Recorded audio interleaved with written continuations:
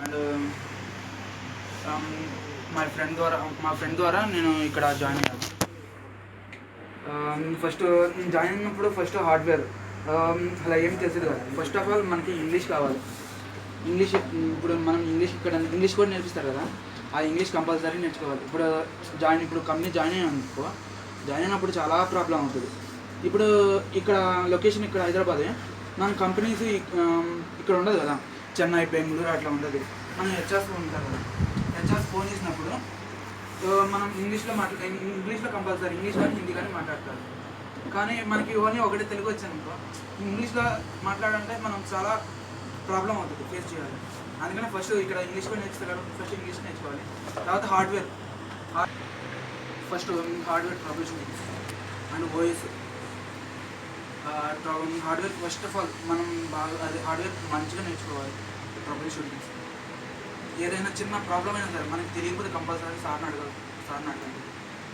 మళ్ళీ voice English బాగా రావాలి. ఇప్పుడు నుంచే నేర్చుకొని మొదలెట్టండి, జాబ్ టైంకి బాగానే వస్తాయి. నెక్స్ట్ టెక్నికల్ స్కిల్స్, హార్డ్వేర్ చాలా బాగా నేర్చుకోవాలి. బేసిక్స్ మెయిన్ వెళ్ళాలని బేసిక్స్ అడుగుతారు. ఓఎస్ మీద, హార్డ్వేర్ మీద, డిస్ప్లే ప్రాబ్లమ్స్ ఎందుకు వస్తాయి, ఎందుకంటే ఎక్స్పీరియన్స్ నాకి మళ్ళీ అడిగాడంటే బేసిక్స్ అది చూసుకోండి. నెక్స్ట్ ఇంకొక థింగ్ నెట్వర్కింగ్. తర్వాత ఫస్ట్ ఆఫ్ ఆల్ జాబ్ చేసేటప్పుడు ముందు శాలరీ గురించి ఎవరు ఆలోచించండి ప్లీజ్. దయచేసి నాకు ఇంత శాలరీ కావాలి, నేను ఈ జాబ్కి వెళ్తాను, లేకపోతే లేదు ఉంటా అని టైం వేస్ట్ చేయకండి. ఫస్ట్ ఏదో జాబ్ చేయండి, 1 year ఎక్స్పీరియన్స్ సంపాదించండి, లేదా 6 months చేసిన తర్వాత అప్పుడు ఇంకో కంపెనీలో చేయండి. బెస్ట్ కంపెనీస్ వస్తాయి, మంచి కంపెనీస్ వస్తాయి. ఫస్ట్ చిన్న కంపెనీస్ వస్తాయి, అదేంటి ఈ కంపెనీ చిన్న కంపెనీ, ఇదేంటి అక్కడ పంపిస్తున్నారు ఇక్కడ పంపిస్తున్నారు అనుకోకండి. ఏదో కంపెనీ ఫస్ట్ ఏదో దీంట్లో చేయండి, 1 year చేయండి. తర్వాత వేరే కంపెనీ మీకు తెలియకనే వస్తాయి. నేను ఫస్ట్ హోమ్ సిస్టంలో చేసాను, వీళ్ళే ప్లేస్ చేశాను. ఇప్పుడు 1 year బ్యాక్ అక్టోబర్లో 2014 జస్ట్ కోర్స్ అయ్యింది, ఎంతో వచ్చాను, ప్లేస్ అయ్యింది, వెళ్ళిపోయాను. నాకు అక్కడ 7-8 మ్యాచ్కి ఎంతో కొంత ఇచ్చేవాడు. ఇచ్చిన తర్వాత నేను అనుకున్నాను ఇదేంటి ఎంత తక్కువ ఇస్తున్నారు, జడ్జింగ్లో అంత ఫీజు కట్టాం అని అనుకుంటాను. కానీ అది మ్యాటర్ కాదు. తర్వాత తెలిసింది, ఎందుకంటే 1 day తెలిసింది నాకు విషయం. నేను వచ్చి రోజు అడిగాను, సార్ నాకు ఇది శాలరీ తక్కువ వస్తుంది, నేను చేయాలంటే ఫస్ట్ 1 year చేయమ్మా, తర్వాత మాట్లాడదాం అన్నా. రోజు వచ్చి అడిగాను ఏంటి ఏంటి ఏంటి అని. కానీ తర్వాత వాళ్ళే ఫోన్ చేసి నాకు తెలియక 4 మెయిల్ పెట్టి అన్ని ఫోన్ చేసిన తర్వాత ఇవాళ సెలెక్టెడ్ అని చెప్పారు. ఎక్కడి నుంచి అంటే విప్రో అన్నారు. ఎవరు పంపించారంటే ఇలా జట్టి నుంచి పంపించారు. సో మనకు తెలియక వీళ్ళు ఎన్నో చేస్తుంటారని మీరు అనుకుంటారు, నాకు ఏం చేయట్లేదు. ఫస్ట్ ఆఫ్ ఆల్ ఏదో దీంట్లో చేయండి, చిన్న కంపెనీ పెద్ద కంపెనీ పక్కన పెట్టండి, వర్క్ నేర్చుకోండి, ఎక్స్పీరియన్స్ సంపాదించండి. తర్వాత ఆటోమేటిక్గా కంపెనీస్ మిమ్మల్ని పిలిస్తే ఎక్స్పీరియన్స్ ఉంటుంది. మీరే అటెండ్ అవ్వలేరు ఇంటర్వ్యూలకి. నాకు ఒకేసారి 4 ఇంటర్వ్యూలు వచ్చినాయి, అది కూడా వీళ్ళు చెప్పినాయి. 2 మొన్న 2 సెలెక్ట్ అయ్యాను. అందులో విప్రో కొంచెం బెటర్ ఉందని విప్రోకి ప్రిఫరెన్స్ ఇచ్చాను. సో చూసుకోండి, హార్డ్వేర్ బాగా నేర్చుకోండి, ప్రతిదీ అడగండి సార్ని. ఏ doubt each and every one. ఈ కేబుల్ ఇక్కడ ఎందుకు పెట్టాలి, ఈ కేబుల్ రెడ్ కేబుల్ ఎందుకు పెట్టాలి, ప్లస్ ఎందుకు ఫ్రంట్ ప్యానల్ ఇవన్నీ చూసుకోండి. మస్ట్ అది మాత్రం బాగా నేర్చుకోండి హార్డ్వేర్. ఎందుకంటే ఎక్స్పీరియన్స్గా చెప్తున్నాను. ఇంగ్లీష్ మాత్రం బాగా నేర్చుకోండి. ఫస్ట్ ఆఫ్ ఆల్ తెలుగు వాళ్ళు ఉంటారు కదా, కొంచెం ఇంగ్లీష్ అటు మిక్సింగ్ రీమిక్స్ చేసే వాళ్ళు ఉంటారు, వాళ్ళు మాత్రం ఇంగ్లీష్ బాగా నేర్చుకోండి.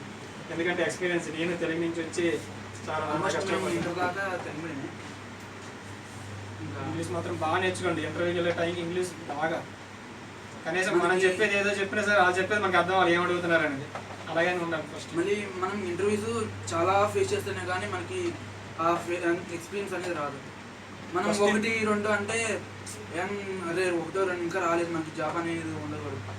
నేనైతే 7-8 ఫస్ట్ ఎందుకు రాలేదని ఆలోచించండి. నాకు ఎందుకు చెప్పలేదా, నేను నేర్చుకోలేదు కాదు. ఫస్ట్ నువ్వు నేర్చుకోలేదు. మళ్ళీ ఇప్పుడు మనం ఇంటర్వ్యూకి వెళ్తాం, అక్కడ క్వశ్చన్స్ అడుగుతారు కదా, జస్ట్ మనం బ్యాక్ వచ్చిన తర్వాత మనం ఆ క్వశ్చన్స్ ఒకసారి రిఫర్ చేయడం కానీ, లేకపోతే ఇక్కడ జడ్కింగ్ కట్టుకు వచ్చిన తర్వాత సార్ని అడగడం కానీ అట్లా చేసాం. ప్రతిదీ నోట్స్ రాసుకోండి ఫస్ట్ ఆఫ్ ఆల్. అది నోట్స్ అయితే ఈవెన్ ఇప్పుడు మీకు కంపెనీకి వెళ్ళామా నోట్స్ రాస్తున్నారు మాత్రం ఏం చేస్తున్నారండి. ఇప్పుడు ఏమేమి చేయాలి ఏమేమి అంతా మనం రాపిస్తారు. ఇక్కడే కాదు, ఎక్కడికి వెళ్ళి నోట్స్ ప్రిపరేషన్ ఉండాలి. ఫస్ట్ ఇప్పటి నుంచి నేర్చుకోండి. బెస్ట్ రాసుకుంటే ఫ్యూచర్లో మీకు అక్కడ ఉపయోగపడుతుంది. మేము అప్పుడు రాసుకుంటాం కదా, నాకు తీసుకోవాలని అలాగే సేమ్ మీలాకి వచ్చి ఉంటారు, ఆడియోకి వచ్చి చెప్పాలి అలాగే చెప్తారులే అనుకుంటాం. కానీ ఇప్పుడు ఫేస్ చేస్తున్నాం కదా చెప్తున్నాం. చూసుకోండి, నోట్స్ మాత్రం అన్నీ రాసుకోండి, బాగా రాసుకోండి. హార్డ్వేర్ నెట్వర్కింగ్ ఇవన్నీ నెక్స్ట్ ఇంకా హార్డ్వేర్లో ఉన్నారు కాబట్టి మిగతా మీకు తెలిస్తే ఇలా చెప్పాల్సిన అవసరం లేదు. హార్డ్వేర్ గురించి బాగా నేర్చుకోండి. హార్డ్వేర్ అవుట్లుక్ గురించి ఫస్ట్ ఎనీలోకి వస్తారు కదా, ఎనీకి వచ్చిన తర్వాత అవుట్లుక్ ఉంటుంది. అది ఫస్ట్ అది మెయిన్ అన్నమాట. ఇప్పుడు మీరు ఎక్కడికి వెళ్ళినా అవుట్లుక్ కంపల్సరీ ఉంటుంది. అవుట్లుక్ కాన్ఫిగరేషన్ కాన్ఫిగరేషన్ మళ్ళీ బ్యాకప్ రికవరీ, మరి .php ఫైల్స్ కరెక్ట్ అయినప్పుడు ఎట్లా సాల్వ్ చేయాలి.